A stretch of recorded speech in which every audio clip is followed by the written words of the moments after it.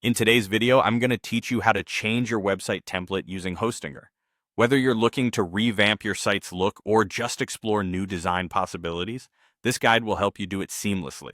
First things first, you'll want to log into your Hostinger account. Once you've successfully logged in, you'll find yourself on the main dashboard.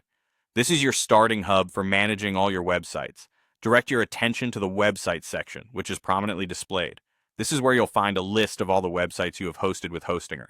Now, the next step is to locate the specific website you want to edit. Once you've found it, look for a little ellipsis button represented by 3 dots. Clicking this button will open up a menu of options for you. Among these options, you'll see one labeled Change Template. That's the one we're interested in, so go ahead and select it.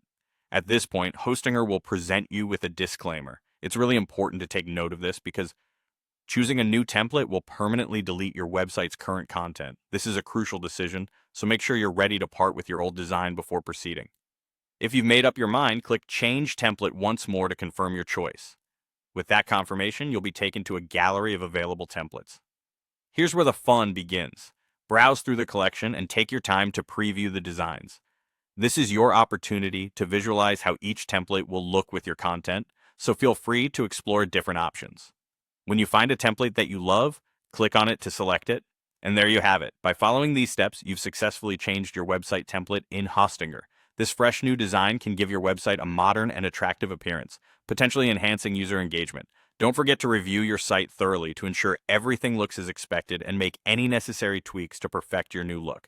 Thanks for watching, and I hope you found this guide helpful. Be sure to like and subscribe for more tutorials, and let us know in the comments if you have any questions or topics you'd like us to cover next. Until next time, happy web designing.